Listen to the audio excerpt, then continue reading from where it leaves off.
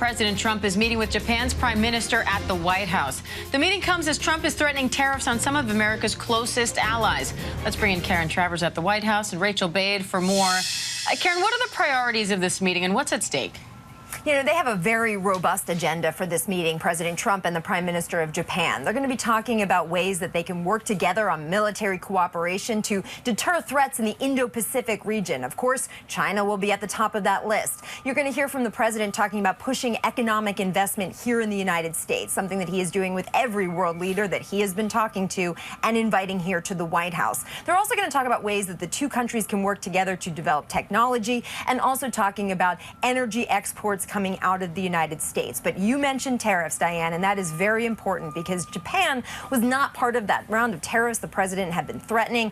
Mexico and Canada, of course, had been put on pause for a month, but the president did go forward with the tariffs on China as a way to have leverage there and you know, kind of continuing what he had done in his first term. I think you're going to see the Japanese prime minister today talking about that with the president as a way to prevent those tariffs from the United States going on his country going forward.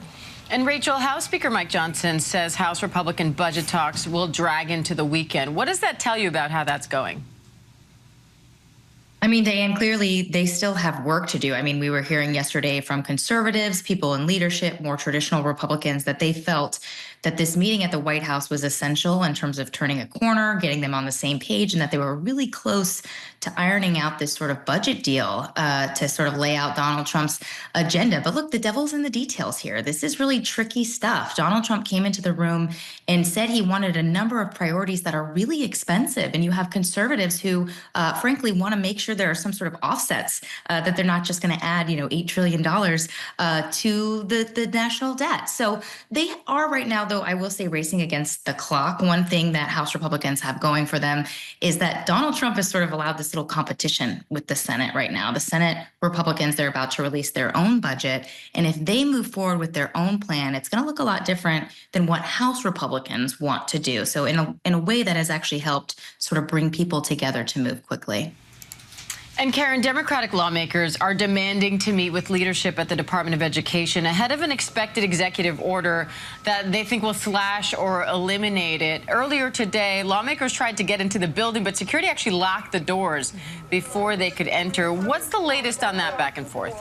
The official word from the White House on questions about shutting down the Department of Education, Diane, has been TBD. Stay tuned on an announcement. But Caroline Leavitt, the president's press secretary, earlier this week was asked about this and said, look, this is a policy priority that the president campaigned on, that he's concerned about math and reading test scores and also efficient use of taxpayer dollars. So while there is nothing official yet from the administration on this, she pointed to what he had said out there on the campaign trail. We had the president's first term Secretary of Education, Betsy DeVos, writing an op-ed essentially saying that that would be a good thing to do that because it's not working here in Washington.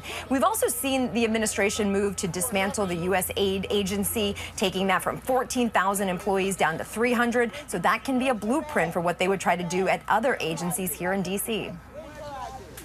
And Rachel, House Democrats are sending a letter to Attorney General Pam Bondi expressing concerns that Elon Musk's role at Doge creates conflicts of interest. What more can Democrats do here to try to push back on Musk and Doge? Well, right now it's a lot of protesting. Obviously, they don't have power here in Washington, so there's limits to what they can do.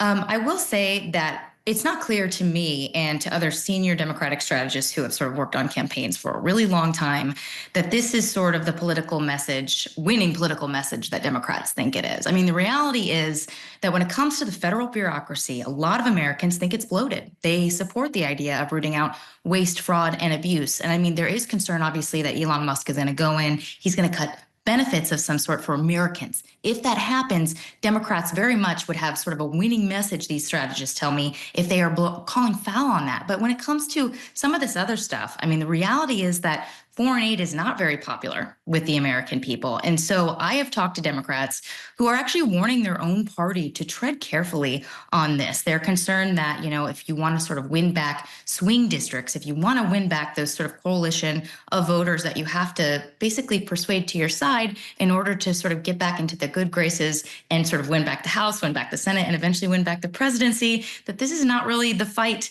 that they should be starting with the White House. So I think the Democratic position on here is actually really interesting to watch because it actually shows the divisions in their own party about the future and what path they want to trod now that Republicans are in the majority. All right, Rachel Bade, Karen Travers, thank you both.